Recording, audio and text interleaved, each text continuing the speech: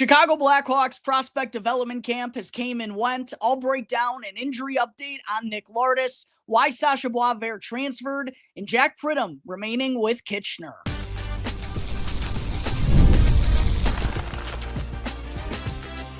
You're Locked On Blackhawks, your daily podcast on the Chicago Blackhawks, part of the Locked On Podcast Network, your team every day. How's it going, Blackhawks fans? Welcome back to another episode of Locked On Blackhawks, part of the Locked On Podcast Network, your team every day. As always, I'm your host, Jack Bushman. You can go and check me out on X at Jack Bushman 2, but make sure to follow my strictly Blackhawks account at Talkin' Hockey, so that way you don't miss out on any of the latest Blackhawks news and updates. And real quick, gotta let you all know that today's episode is sponsored by FanDuel. If you're not already a member, check out FanDuel.com right now to win $150 worth of bonus bets when your first $5 bet wins all throughout the summer.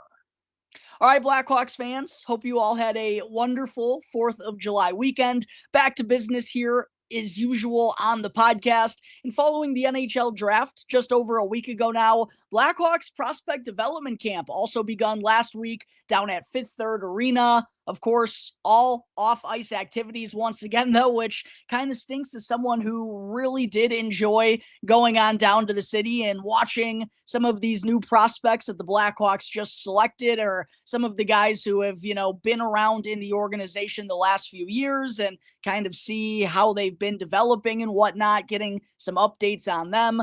I do understand why the Blackhawks have elected to do this, just because the timing of when this camp falls in the summer. It's a month or two after most of these guys' seasons have wrapped up, maybe even longer than that. And it wouldn't really make a lot of sense for them to go and ramp up when it would normally be a down period for them, just to go in and press the Blackhawks coaching staff for a couple of weeks.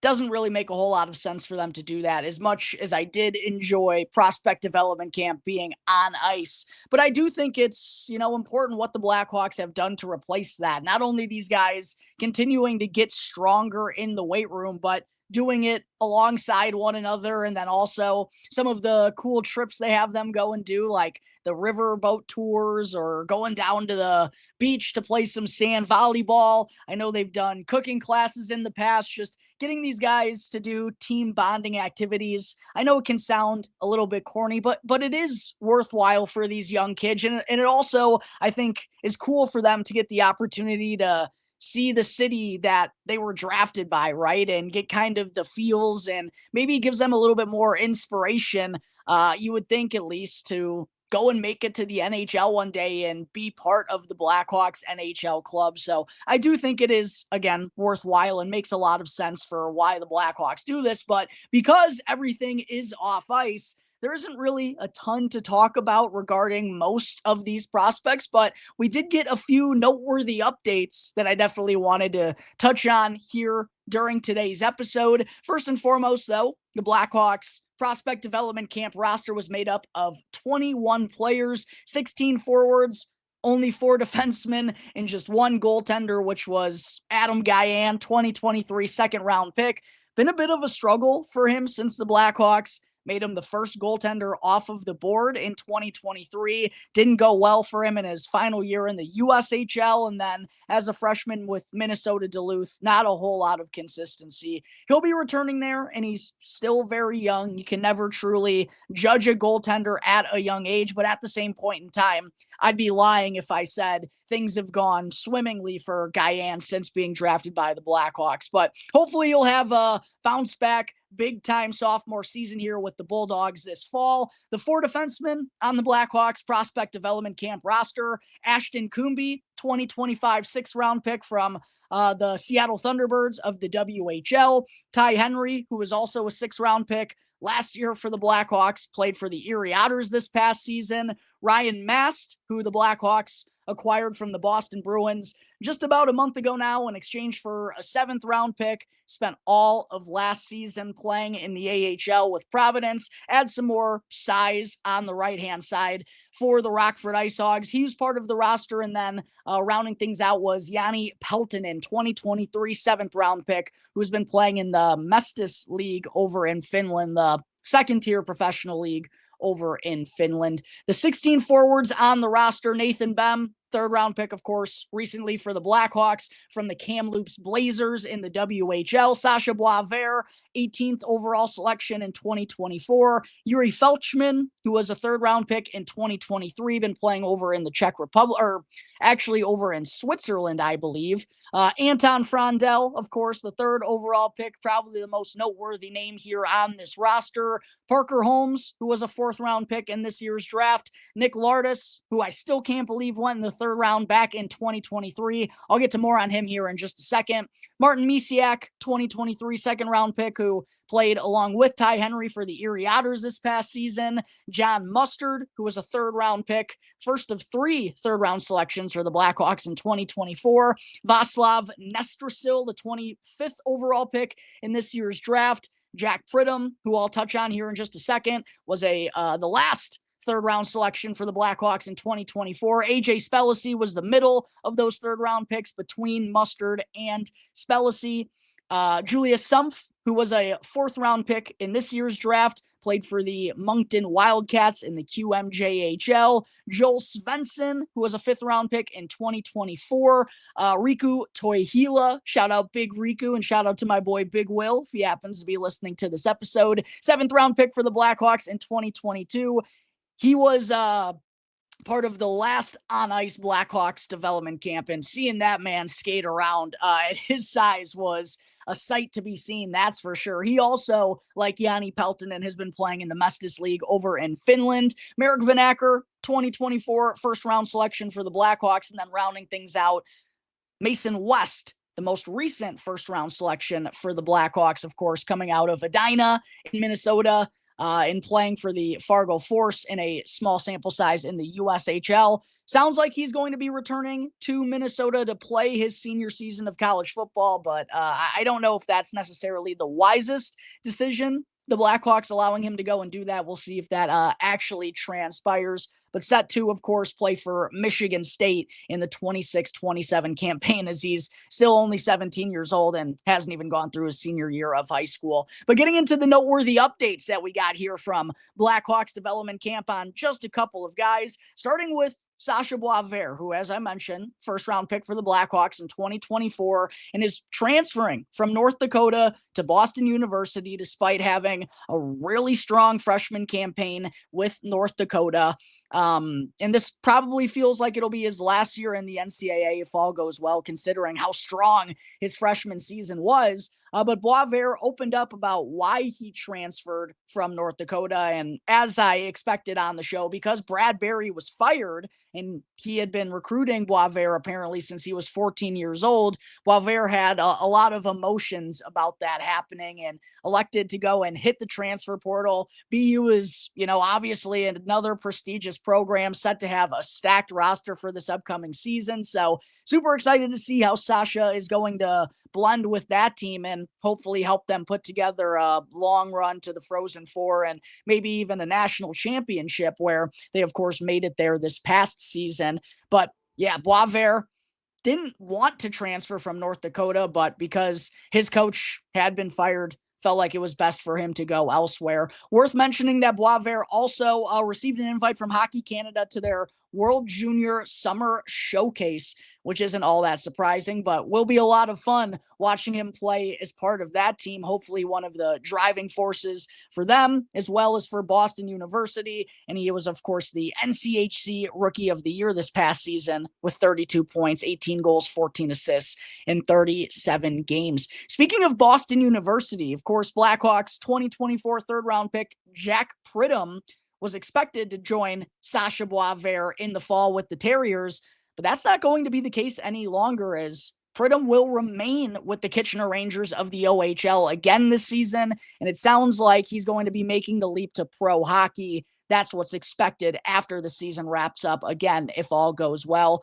could be even receiving a contract from the Blackhawks here this summer now that he's not going to be joining on with BU. Really interesting decision here, though, from Pridham. I can see both sides of it. Got to think this is because of just all the new rules in the NCAA and how flooded the transfer portal is and how much talent is on the college scene right now. Maybe Pridham felt like he wasn't going to get as good of an opportunity at BU, whereas he's going to be one of the main guys for the Rangers next year and was excellent for them after leaving the BCHL, had 54 points, 27 goals, 27 assists, and 48 regular season games, got some good size, 6'2", really dynamic offensive abilities, one of my favorite prospects in the entire system. I do understand him wanting to continue the momentum that he built last year in Kitchener. That does make a lot of sense. And that's the reasoning that he mentioned at prospect development camp for why he elected to stay with the Rangers, because he really liked the people, he really liked the fit, and he also just wanted to build off the momentum that he established last year. All of that I understand. At the same point in time, playing for BU, a much more, established program, playing against some better competition, that would have done Pridham some good as well, but is certainly going to get a larger opportunity with the Kitchener Rangers once again here this season. Also got to talk about Nick Lardis, who was the first 70 goal scorer in the OHL since John Tavares in 2007 this past year, had 117 points, 71 goals, 46 assists, and 65 regular season games for the Brantford Bulldogs, along with Marek Vanacker, who was injured at the beginning of the season, and now fellow Blackhawks prospect Parker Holmes after being selected in the 4th round of this year's draft. Unfortunately for Lardis, suffered a knee injury in the OHL playoffs at the end of a bad hit, and that not only derailed the rest of his season, but also derailed the Bulldogs' hopes of winning an OHL championship. And he was cooking in the postseason as well prior to that injury. 15 points in 7 games, 11 goals, and 4 assists. The good news, though, is that Lardis says he feels like he's 100% recovered from the knee injury that he suffered in that second round series, but he did lose around 15 pounds or so of weight due to just being so immobile. He's now down to about a $180-ish or so, he said. Will spend the rest of the summer trying to regain that strength and add on more weight as he's going to be hitting the professional level. He'll certainly need that, but because, even prior to this injury, it was very likely that Lardis was going to start his professional career in the AHL with the Rockford Ice Hogs, but I would say because of this injury and because he's a little bit, I would say, undersized for probably where he wants to be at this point of the summer and what's such a crucial offseason for him, unless he absolutely wows the Blackhawks coaching staff during training camp and during preseason, they'll be very likely beginning the year with the Rockford Ice Hogs, which isn't the worst thing in the world by any means. But good to hear that Nick Lardis feels like he's 100% at this point of the summer, is going to be back on the ice, has been back on the ice, which is very good to hear. And then his OHL teammate from this past season, Parker Holmes, of course, had to undergo shoulder surgery, forced him to miss a majority of his draft year, only played in 21 games for Brantford this season, tallied just 1 goal and no assists, which of course sparked a lot of conversation from Blackhawks fans on social media about why the heck they would take this kid in the 4th round. Well, simply because he's a goon and provides some size and protection for the lots of skill guys that the Blackhawks already have in their forward group. So I certainly understand going a little bit of a different route here with Parker Holmes, but he will be fully recovered from his shoulder surgery by mid-August, he said, just in time for the start of the OHL season. He'll be back with Marek Vanacker for the Brantford Bulldogs. But there are all the noteworthy takeaways, updates that we got from Blackhawks development camp. Wish it was on ice. Wish we got a little bit more to talk about and got to see how some of these guys are looking. But again, fully understand why the Blackhawks have elected to go this route. Coming up in just a moment here, Blackhawks fans, I'll dive into some updates on where Blackhawks free agents signed over the past week. But first, real quick, I do got to talk to you all about the fine folks over at FanDuel. Summer sports are now in full swing, and whether you're all about baseball under the lights, golf on the green, or high-stakes soccer action, FanDuel is the best way to make every game more exciting. You're already following the action, so why not make it a little bit more thrilling? It's easy to use, super fast to pay out, and makes even regular season games feel like must-watch events. And whether I'm placing a same-game parlay or watching my bet ride into the ninth inning, FanDuel makes it feel like I'm a part of the action. And if you're new to FanDuel, then that's perfect because new customers can bet just $5 and get $150 worth of bonus bets if that first $5 bet wins. All you got to do to take advantage of this offer is open the FanDuel app today or go and visit FanDuel.com/lockedon to go and get started. Again, that's FanDuel.com/lockedon to go and check it out today.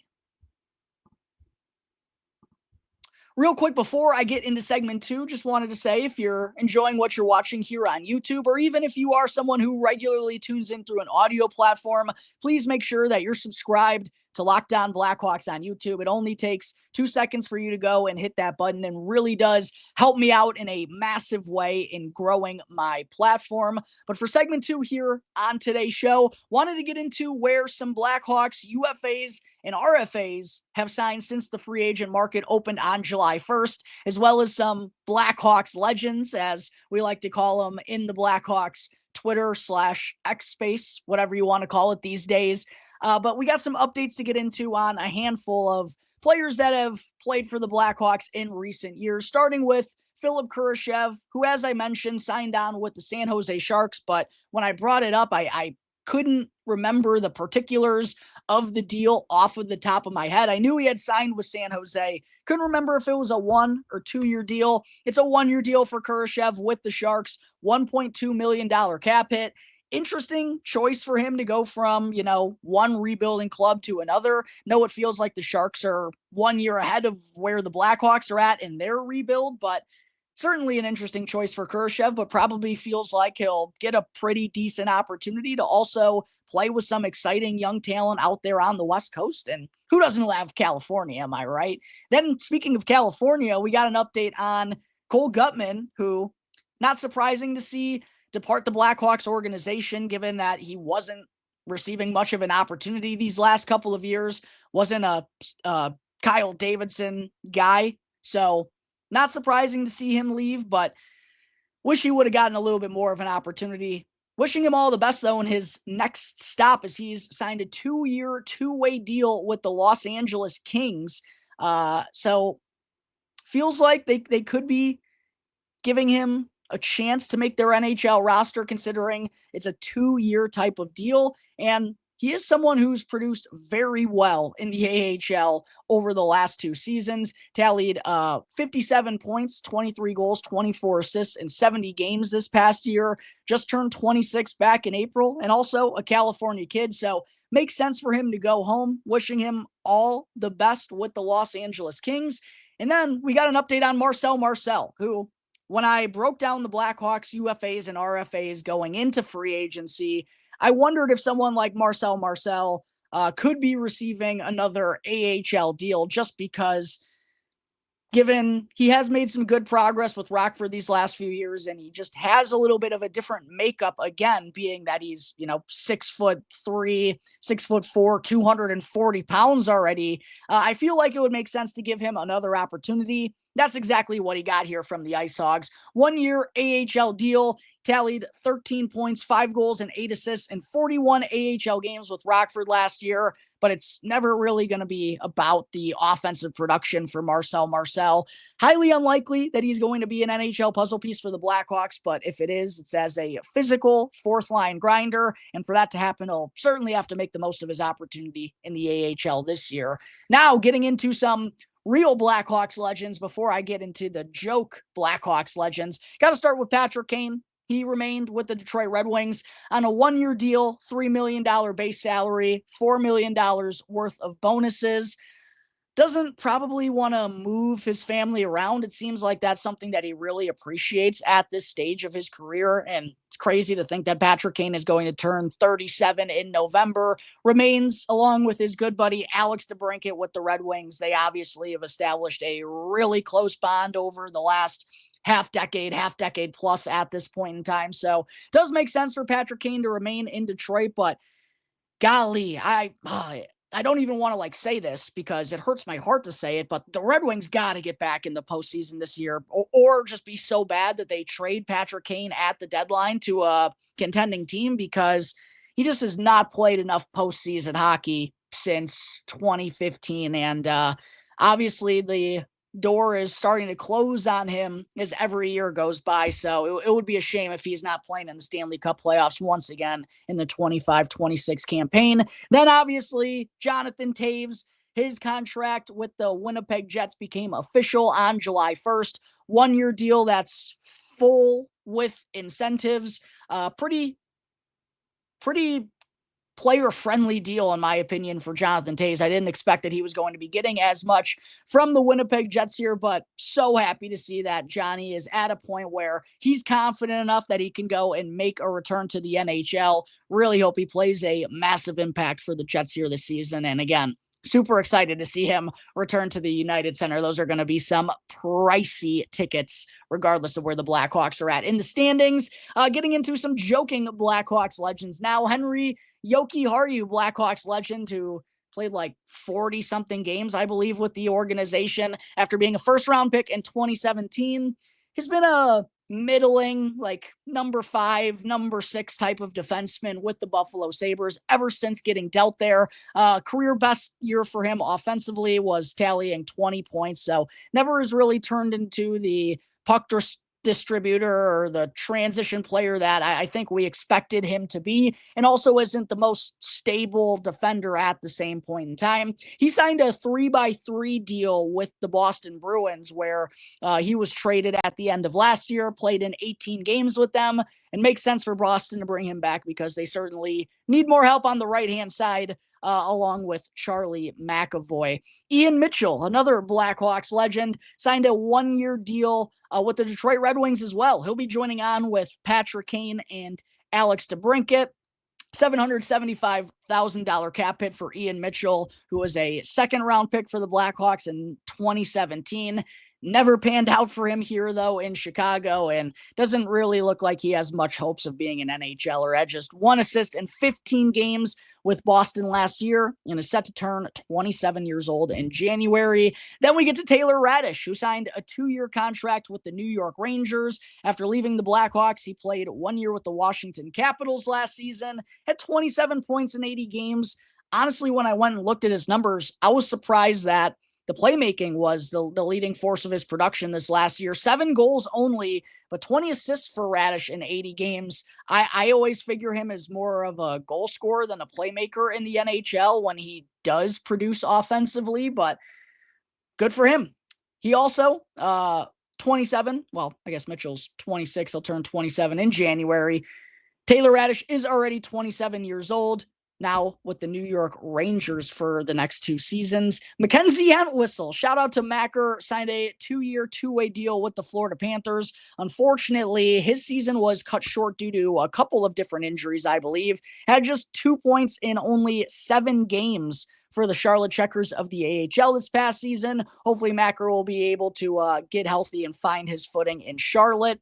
Colin Blackwell signed a 2-year deal at $775,000 to remain with the Dallas Stars, where he had a nice little bit of a bounce back season for them. 17 points in 63 games. Feels like Colin Blackwell is only playing his best hockey when he's with the Dallas Stars. Adam Gaudette, Blackhawks legend, signed a 2-year deal with a $2 million cap hit with the San Jose Sharks. I didn't write it down here on my sheet for some reason, but I've been really happy to see Gaudette kind of find his footing in the NHL after going through some struggles. Never felt like he got a true opportunity here in Chicago, but made the most of his time with Ottawa last year. 26 points, 19 goals, and 7 assists in 81 games. Going to be fighting to be a full-time NHLer, but should be considering that contract that he signed with San Jose. He'll be joining Philipp Kurashev. And then last but certainly not least, Stanley Cup champion Jaycob Megna signed a 2-year, 1-way deal with the Vegas Golden Knights at $800,000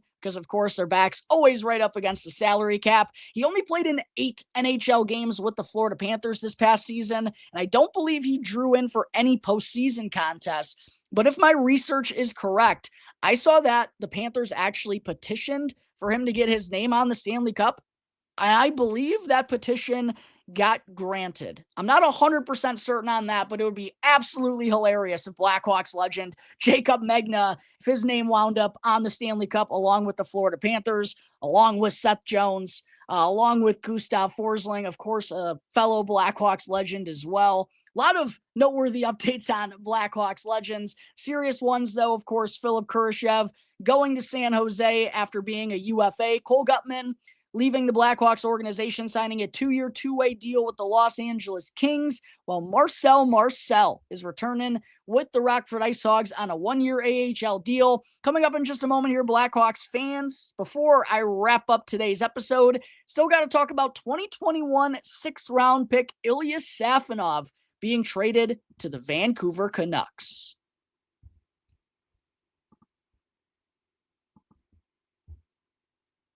Just want to say thank you to everyone for making Locked On Blackhawks your very first listen here to start off your day. For your second listen, make sure to go and check out the Locked On NHL podcast, where there is no offseason, bringing you the daily league-wide stories that matter the most with the local coverage you love from Locked On. And you can now find Locked On NHL on YouTube or wherever you may be listening to your podcasts.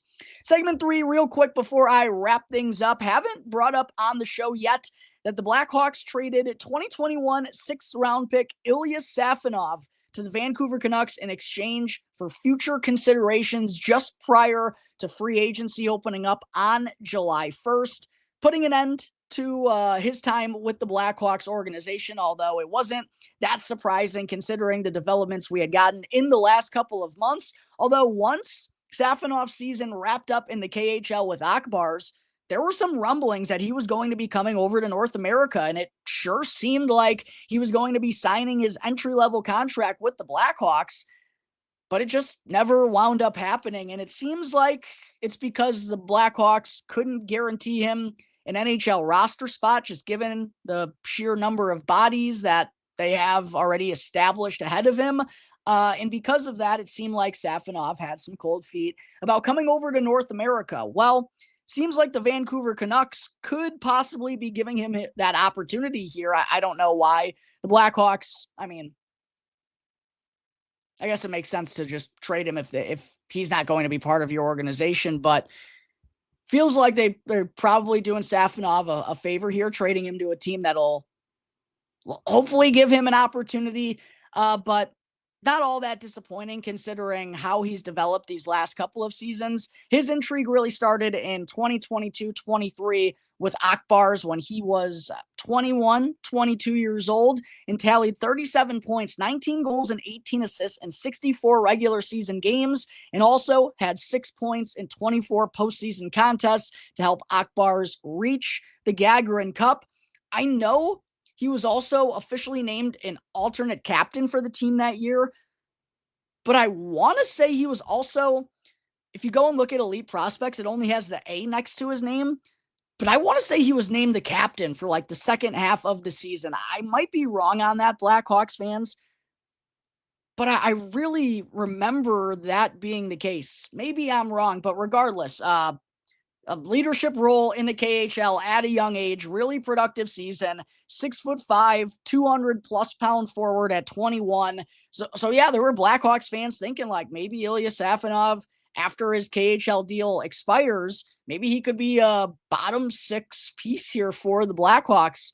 His contract expired finally this summer, but his last 2 years really just haven't been all that productive. I think he only had like he had 22 points, 7 goals, and 15 assists in 51 games for Akbars this past season. So the production has really dropped off. The Blackhawks couldn't guarantee him an NHL spot because of that. So not surprising to see Safonov get traded, but just because he's someone I've referenced here on the show a couple of different times, wanted to talk about him being dealt to Vancouver. A little bit disappointing, but probably not likely to be an NHLer if I had to guess with the Vancouver Canucks. We'll see what winds up happening there, but that's going to wrap up today's episode of Locked On Blackhawks, everyone. As always, thank you all again for joining me on the show. Be sure to go and follow Locked On Blackhawks for free wherever you may be listening to your podcasts if you don't already, and subscribe to Locked On Blackhawks on YouTube. That way, you'll get the latest episode as soon as it's available each and every day. Again, I'm your host, Jack Bushman. Follow me on X at Jack Bushman2, but make sure to check out my Strictly Blackhawks account at Talkin' Hockey, so that way you don't miss out on any of the latest Blackhawks news and updates. Until the next episode, everyone, enjoy the rest of your days. I'll catch you next time on the Locked On Blackhawks podcast, part of the Locked On Podcast Network, your team every day.